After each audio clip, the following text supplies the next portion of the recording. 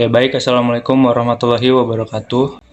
Selamat siang, salam sejahtera untuk kita semua.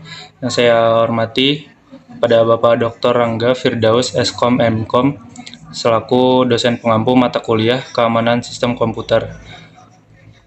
Kami dari kelompok 10 dengan anggota saya sendiri Reza Dwi Irawan, lalu ada Zaskia Nur Ramadhani dan Muhammad Salman Putra Yulio. Pada kesempatan ini kami akan membacakan rangkuman dari 2 buku tentang keamanan sistem komputer. Yang pertama itu ada rangkuman buku Computer Forensics Investigating Network Intrusion and Cybercrime. Chapter 1 yaitu Network Forensics and Investigating Leaks. Bab ini membuka pemahaman tentang forensic jaringan dengan menggarisbawahi pentingnya menangkap, merekam, dan menganalisis jaringan untuk mengidentifikasi sumber serangan cyber. Forensik jaringan tidak hanya mencakup aspek teknis seperti menangkap lalu lintas jaringan, tetapi juga pendekatan hukum dan prosedural yang dapat diterima di pengadilan.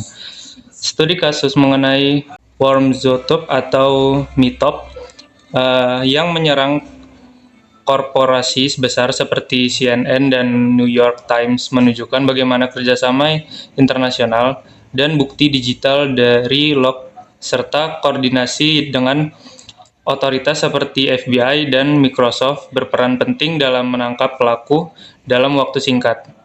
Salah satu topik penutup penting dalam bab ini adalah sinkronasi waktu antar perangkat jaringan yang sangat penting agar jejak digital dari berbagai sumber bisa dikorelasikan dengan akurat. Protokol NTP, Network Time Protocol, dibahas secara teknis, termasuk cara konfigurasinya di sistem Windows. Bab ini ditutup dengan ringkasan yang menegaskan pentingnya audit log, validitas bukti, serta penggunaan beragam alat bantu dalam menunjang investigasi jaringan yang sah dan akurat.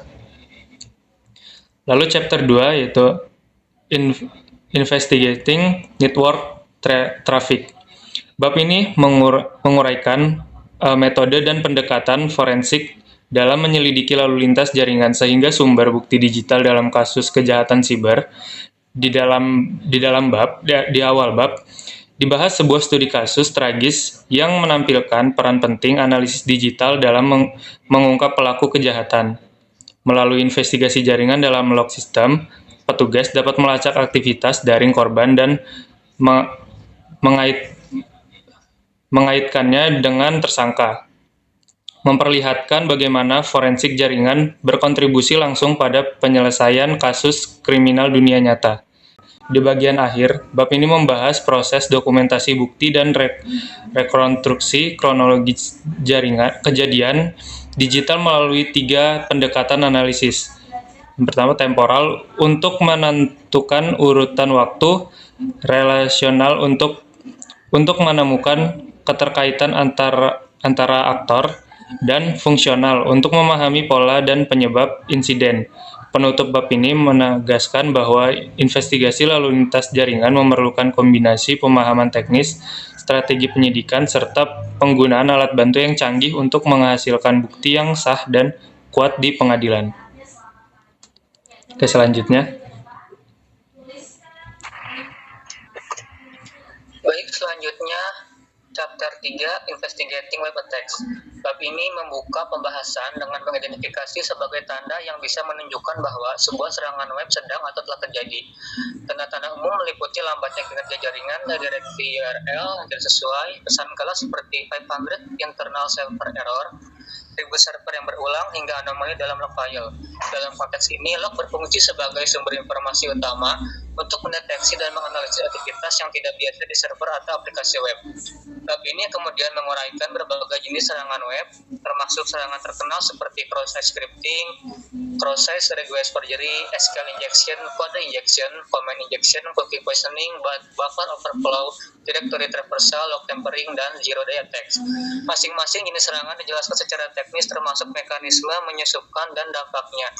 Misalnya XSS memungkinkan penyerang menanamkan skrip berbahaya dalam halaman web yang kemudian dijalankan oleh browser pengguna. Ini bisa digunakan untuk mencuri cookie, mengarahkan pengguna ke situs berbahaya, atau mengeksekusi perintah tambahan di komputer korban. Surat bab ini menekankan bahwa investigasi forensik terhadap serangan web memerlukan pemahaman yang menyeluruh akan struktur aplikasi web, faktor serangan yang mungkin, serta keterampilan dalam membaca log dan menggunakan berbagai alat pendukung. Investigator harus mampu menghubungkan bukti digital dengan aktivitas jahat serta memitigasi potensi serangan berulang melalui langkah-langkah keamanan yang terencana. Selanjutnya, buku Hacking Exposed Computer Forensic Secret and Solution. Chapter pertama, Preparing for an Incident. Bagian pertama dari buku ini, yaitu Preparing for an Incident, menyajikan fondasi awal yang sangat penting bagi siapapun yang ingin terjun dalam dunia forensik digital. Terdiri dari 3 bab utama, bagian ini membekali pembaca dengan pemahaman mendalam mengenai proses forensik, prinsip kerja komputer secara mendasar, serta cara membangun lingkungan laboratorium yang sesuai standar investigasi digital.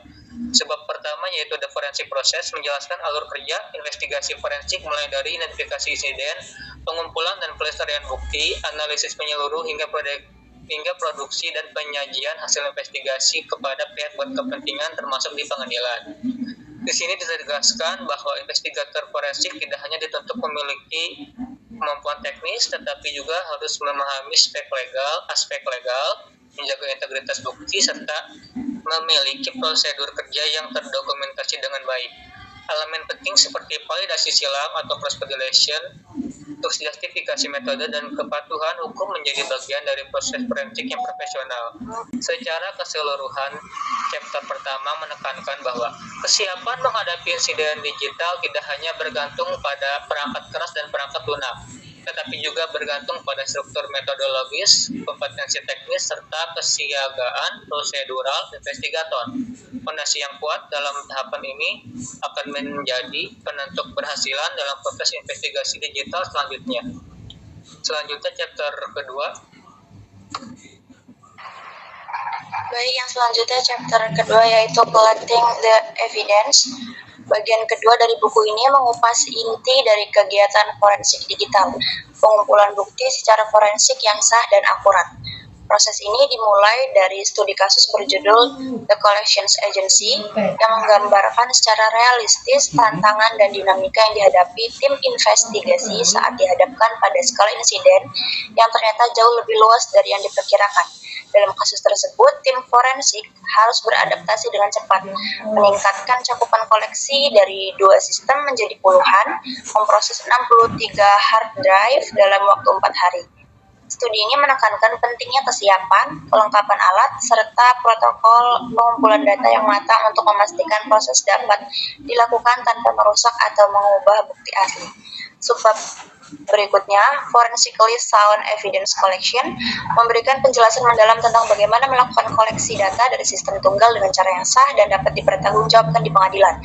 Setiap langkah, mulai dari mematikan sistem target, melepas drive, mencatat informasi BIOS, hingga membuat citra forensik atau forensic image, dijelaskan secara rinci.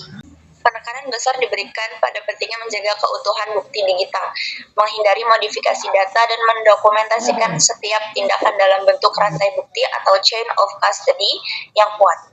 Kesalahan umum yang sering terjadi seperti secara tidak sengaja menulis ke media asli atau menggunakan perangkat lunak yang tidak aman dijabarkan secara gamblang sebagai serangan terhadap validitas investigasi. Secara keseluruhan, chapter kedua menekankan bahwa kualitas investigasi forensik sangat bergantung pada ketelitian dan kehati-hatian dalam proses akuisisi data. Meskipun teknologi semakin canggih, tanggung jawab utama investigator tetaplah menjaga integritas bukti dan memastikan setiap tindakan dapat dipertanggungjawabkan secara hukum dan teknis. Kemudian chapter ketiga, Forensic Investigation Techniques. Bab ini menyajikan pendekatan praktis dan teknis yang diterapkan dalam proses investigasi digital setelah bukti dikumpulkan, dengan fokus pada berbagai sistem operasi, lingkungan penyimpanan data, dan teknologi komunikasi yang umum digunakan. Subbab ini diawali dengan studi kasus yang menggambarkan investigasi terhadap pelaku yang menggunakan keylogger untuk mencuri informasi keuangan. Kasus ini menekankan pentingnya pendekatan menyeluruh dalam menganalisis artefak digital dan memperlihatkan bagaimana detail teknis seperti timestamp dan pola aktivitas dapat mengungkap tindakan kejahatan secara kronologis dan menyeluruh. Subbab Microsoft Windows System Analysis membahas teknik penggalian bukti pada sistem operasi Windows. Investigasi mencakup pemahaman tentang struktur file sistem seperti FAT dan NTFS, metode pemulihan file yang terhapus, serta identifikasi artefak seperti registry entries, prefect data, dan sistem log. Investigator diajak memahami bagaimana sistem menyimpan jejak aktivitas pengguna dan bagaimana informasi ini bisa diinterpretasikan untuk mengungkap motif dan tindakan pelaku. Salah satu subbab yang sangat penting adalah defeating anti-forensic techniques yang membongkar berbagai teknik yang digunakan oleh pelaku untuk menyembunyikan atau menghapus jejak mereka, seperti enkripsi, steganografi, penghapusan file secara aman, hingga pemanfaatan tool anti-forensik. Investigator dibekali metode untuk mendekati teknik ini dan mengembangkan langkah balasan atau countermeasures. Dan yang terakhir, forensic analysis of mobile device, menyajikan strategi khusus untuk menyelidiki perangkat mobile seperti smartphone dan tablet. Topik meliputi akuisisi data secara fisik maupun logis, pemrosesan data dari aplikasi populer, serta teknik membuka proteksi perangkat. Bab ini menutup bab 3 dengan menunjukkan bahwa dunia forensik ini tidak hanya terbatas pada komputer desktop, tetapi telah merambah ke hampir seluruh aspek kehidupan digital modern. Baik, saya kembalikan kepada moderator. Oke, baik, cukup sekian dari rangkuman 2 buku tentang keamanan sistem komputer yang dapat kelompok kami sampaikan. Apabila terdapat kesalahan dari baik perkataan maupun penyampaian, kami mohon maaf. Kami akhiri, wabillahi taufiq wal hidayah. Wassalamualaikum warahmatullahi wabarakatuh.